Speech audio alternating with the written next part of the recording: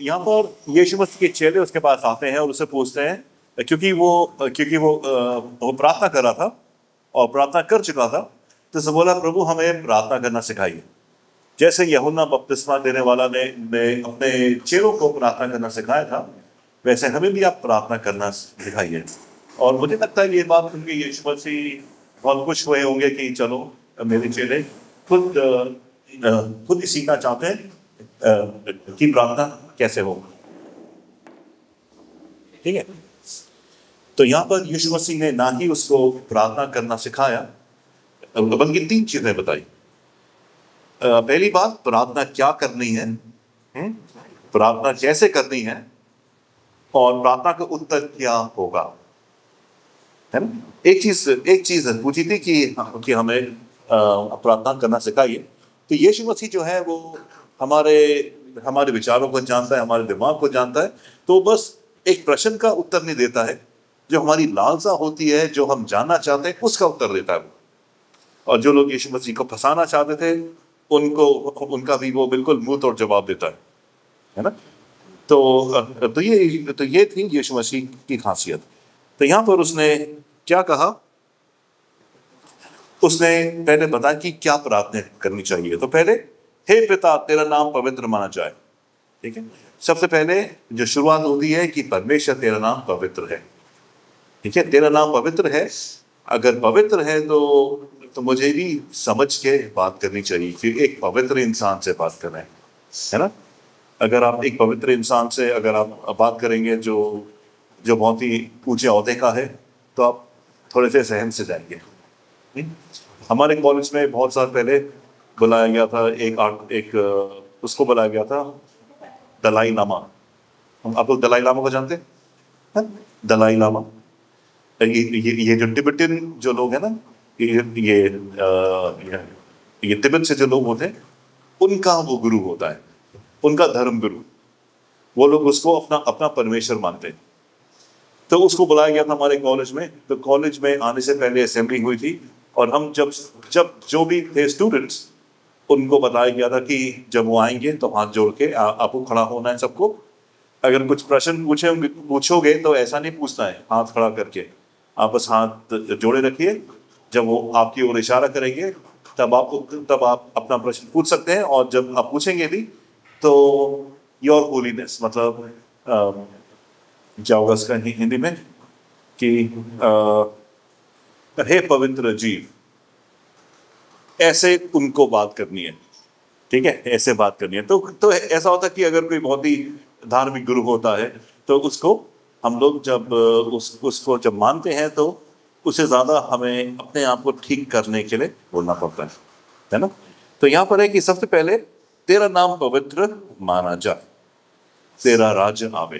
तो सबसे पहली जो बात है कि परमेश्वर का राज आए। जब भी प्रार्थना करते हैं तो पहले परमेश्वर तू पवित्र है, और प्रार्थना करते हैं कि तेरा राज्य आवे, हमारी दिन भर की रोटी हमें दे। मतलब आज हमें आत्मिक रूप से तृप्त कर। जब तक आप हमें आत्मिक रूप से तृप्त नहीं करेंगे, हमारा जीवन नहीं होगा। जैसे हम रोज खाना खाते हैं, अगर खाना नहीं खाएंगे तो हम लोग हमारा शरीर ठीक तरीके से काम नहीं करेगा, है ना। हम लोग व्याकुल हो जाएंगे, हम लोग थक जाएंगे। लेकिन जब खाना खाएंगे तब हमें चुस्ती फुर्ती आएगी। वैसे ही जब तक हम परमेश्वर के वचन से या परमेश्वर के नाम से तृप्त नहीं हो जाते, तब तक हम लोग ढीले पड़े रह जाते हैं। तब तक हमारा जो जीवन है बिल्कुल ढीला पड़ा रहता है। तो यह है कि हमें दिन भर की रोटी आज में दे, हमारे अपराध क्षमा कर। और किस तरीके से? क्योंकि हमने भी अपराधियों को क्षमा किया है। तो परमेश्वर हमें हमारे अपराधों को क्यों क्षमा करेगा? तब क्षमा करेगा जब हमने अपने अपराधियों को क्षमा किया है। तो इससे पहले हम प्रार्थना करें, हम क्षमा करें लोगों को, उसके बाद हम प्रार्थना करें, तभी हमारे अपराध क्षमा होंगे। नहीं तो हमारे अपराध क्षमा नहीं होंगे। क्योंकि यहाँ पर लिखा गया है, हमारे अपराध क्षमा कर, क्योंकि हमने भी अपने अपराधी को क्षमा किया है। क्योंकि हमने क्षमा किया है, आप भी हमें क्षमा कीजिए। और क्योंकि आपने हमें क्षमा किया है, हम अपने अपराधियों को क्षमा कर सकते हैं, और हमने किया है। ठीक है, हमें कठिन परीक्षा में मत पड़ने दें। मतलब ये है कि जानबूझ के अपने ऊपर हम लोग मुश्किल नहीं लाना चाहते हैं। हमारा ह्यूमन नेचर है कि हम लोग मुश्किल से दूर रहते हैं, है ना। अगर एक तरफ गड्ढा होगा, कीचड़ होगा, एक तरफ साफ रास्ता होगा, हम लोग साफ रास्ते से ही जाएंगे, है ना। एक जगह भीड़ भाड़ हो तो कोई फालतू में ही नहीं घुसेगा भीड़ भाड़ में। वैसे फालतू की क्या कहते हैं, हमें कठिन परीक्षा में मत डाल, है ना। ये प्रार्थना करते हैं हम परमेश्वर से, हमें कठिन परीक्षा में मत डाल। तो ये 3-4 बातें उसने यीशु मसीह ने कहा है अपने चेलों से कि पहली बात, यीशु परमेश्वर पवित्र है, उसका एक्नॉलेज करना है। परमेश्वर पवित्र है, क्योंकि जब तक इस बात की गहराई में नहीं जाओगे, उसको जब तक आप समझोगे नहीं, आप उसको सीरियसली नहीं लोगे, है ना। पवित्रता। दूसरी बात, उसका राज्य आवे, परमेश्वर का राज्य आवे। तो जो कुछ भी हम काम करें वो परमेश्वर के राज के आने के लिए करते हैं। फिर हमें तृप्त कर, दिन भर की रोटी हमें दे, और हम अपराधों को क्षमा कर, और हमें कठिन परीक्षा में ना डाल। उसके बाद यीशु मसीह कहते हैं कि किस प्रकार से हमें प्रार्थना करनी चाहिए, और उसके लिए एक छोटा सा दृष्टांत बताते हैं। कहते हैं कि चलो ऐसा मान लो कि तुम्हारा एक मित्र है, ठीक है, और मित्र रात के 12 बजे आपका घर खटखटा रहा है, रात के 12 बजे, और वो कह रहा है भैया खोलो खोलो खोलो। क्या हो गया? अरे मेरे घर में मेहमान आ गए और मेरे पास रोटी के लिए आटा नहीं है, सारी दुकानें बंद हो चुकी है, मैं कहां से लाऊं आटा? आप ही हो, दे दो। और यीशु मसीह कहते हैं कि आप उठ के दोगे इसलिए नहीं क्योंकि आपको तरस आ रहा है, इसलिए ताकि उसकी बड़बड़ बंद हो जाए और आप आराम से सो सको। लिखा है ना। मैं तुम्हें बताता हूं कि यद्यपि नहीं उठेगा और तुम्हें कुछ नहीं देगा, क्योंकि वो तुम्हारा मित्र है, सो तुम्हारे निरंतर बिना संकोच मांगते रहने से वो उठ खड़ा होगा और तुम्हारी आवश्यकता भर तुम्हें देगा। ठीक है। तो मतलब जब भी हम मांगते हैं तो बिना संकोच किए, और यहां पर क्या शब्द आया है,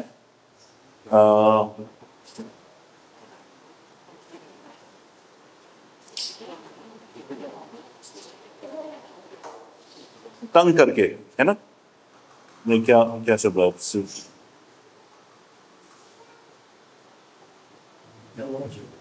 हाँ,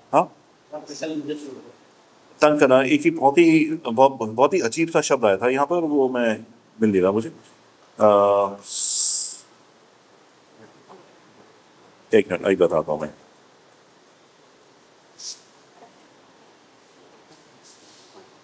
आठवीं आयत में लिखा है ये।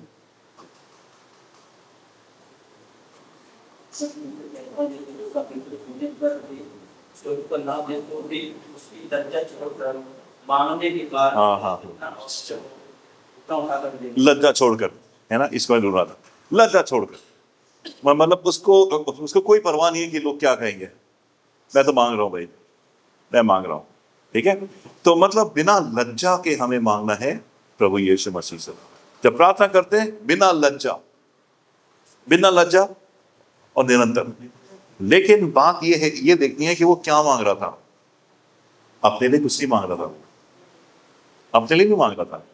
उसके घर में कोई आए थे, उनको खिलाने के लिए उसके पास नहीं था, इसलिए वो मांग रहा था। मतलब वो किसी और के लिए मांग रहा था, है ना। तो यहाँ पर जैसे यीशु मसीह कहते हैं कि पहले औरों के लिए प्रार्थना करो, औरों के लिए प्रार्थना करो। जो लोग यीशु मसीह को नहीं जानते या जिनके पास कमी है, उनके लिए आप प्रार्थना करो पहले, और उनके लिए गिड़गिड़ाते हुए बिना लज्जा के प्रार्थना करो। उनके लिए बिना शर्म किए हुए प्रार्थना करो, और परमेश्वर आपकी बात सुनेगा। ठीक है। तो अगर इसका हम लोग विभाजन करते हैं तो ये होता है कि पहले हमें परमेश्वर को पवित्र मानना है, उसके राज के आने की प्रार्थना करनी है, और हमें विनती करनी है कि हमें वो आत्मिक रूप से तृप्त करें। और उसके बाद हमारे अपराध को क्षमा करे, हमें परीक्षा में ना डाले। उसके बाद हम औरों के लिए प्रार्थना करते हैं बेहिचक होकर, औरों के लिए। जब हमें कुछ कमी होती है तो हम कितना प्रार्थना करते हैं, है ना, घुटने टेक के गिड़गिड़ाते। लेकिन औरों के लिए जब करनी होती है, क्या हम वैसे ही करते हैं कि बस उसमें एक लाइन डाल दी, उसके लिए भी प्रार्थना करता हूं मैं? नहीं। लेकिन यहां पर यीशु मसीह ने बोला कि औरों के लिए गिड़गिड़ा के बिना शर्म किए हुए प्रार्थना करो। ठीक है। और यहां पर अभी तक हमने अपने लिए प्रार्थना नहीं करी है ना, अपने लिए अभी तक प्रार्थना नहीं की। अभी तक हमने केवल परमेश्वर को बताया है, परमेश्वर को पवित्र माना है, उसके राज्य के लिए आने की प्रार्थना करी है, और अपने अपराधों को क्षमा करने के लिए प्रार्थना करी है, हमें परीक्षा में ना डालने के लिए प्रार्थना करी है। अब औरों के लिए प्रार्थना करी है। अब अंत में यीशु मसीह कहते हैं, इसलिए मैं तुमसे कहता हूं, मांगो तुम्हें दिया जाएगा, खोजो तुम पाओगे, खटखटाओ तुम्हारे लिए द्वार खोल दिया जाएगा। क्योंकि हर कोई जो मांगता है पाता है, जो खोता है उसे मिलता है, और जो खटखटाता है उसके लिए द्वार खोल दिया जाता है। तुम में ऐसा पिता कौन होगा जो यदि उसका पुत्र मछली मांगे तो मछली के स्थान पर सांप थमा दे, और यदि वो अंडा मांगे तो बिच्छू दे दे? ऐसा कौन पिता होगा? नहीं ना। तो इसीलिए यीशु मसीह कहता है, सो बुरे होते हुए जब तुम जानते हो कि अपने बच्चों को उत्तम उपहार कैसे दिए जाते हैं, तो स्वर्ग में स्थित परम पिता जो उससे मांगता है, तो वो क्या करता है? हाँ, दे देता है, दे देता है। ये क्या लिखा है? जो स्वर्ग में स्थित परम पिता है जो उससे मांगते हो, वो क्या करता है?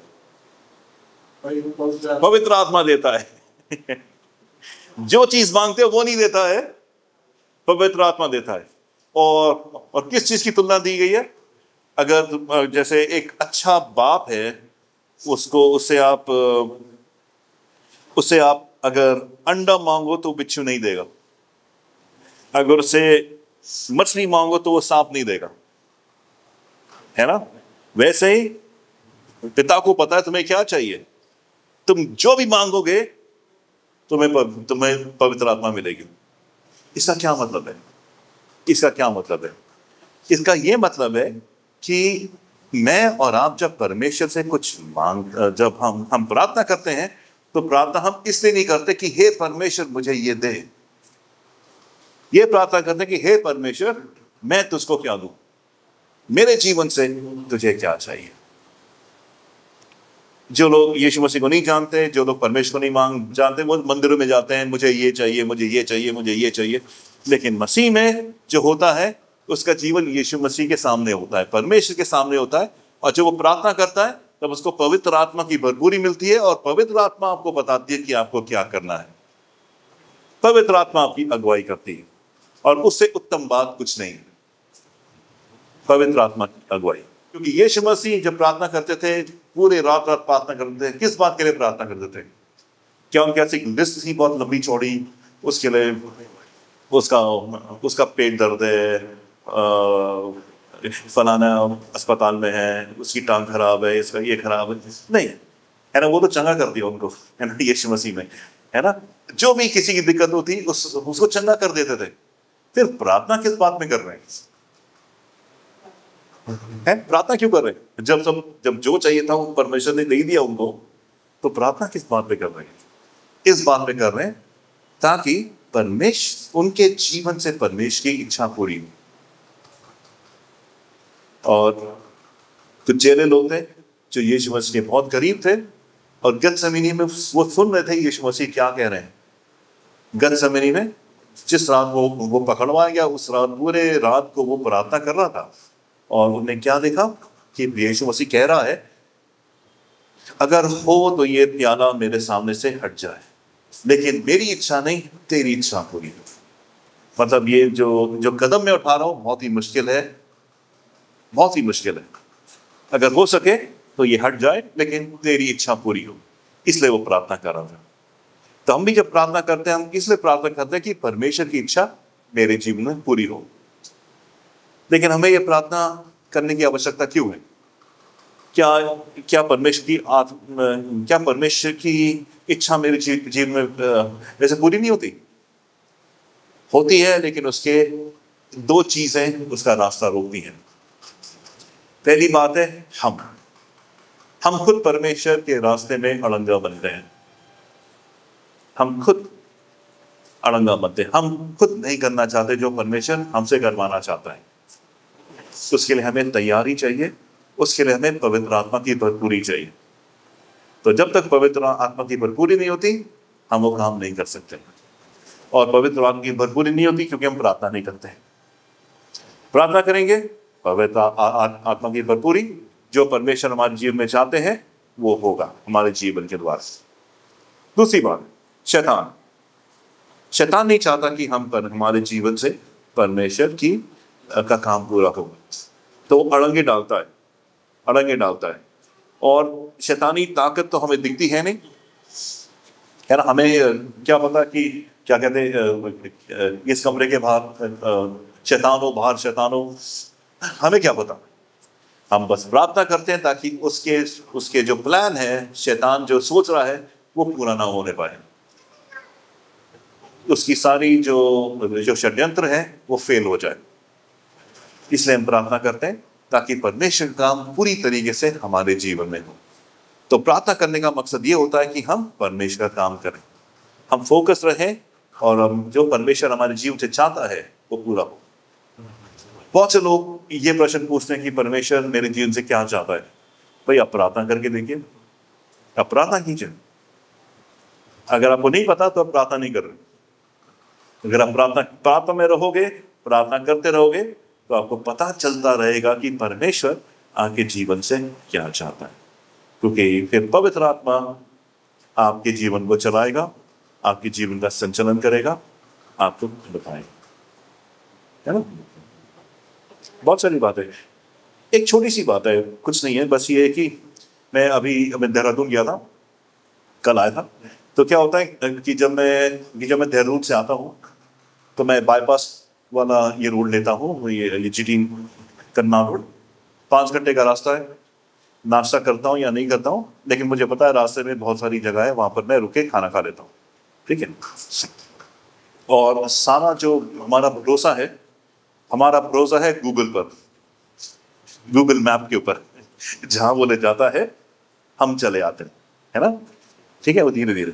अब ऐसा हुआ कि अचानक मुझे लगा यार, जहाँ पर मैं खाता हूँ अमृत ढाबा वगैरह है, वो तो है ठीक है, लेकिन अभी मैं सहारनपुर से निकल रहा हूँ। सहारनपुर के रास्ते में कितनी सारी दुकानें हैं जो बिरयानी बना के बेच रही हैं। बोला यहीं पर पैक करा लेते हैं।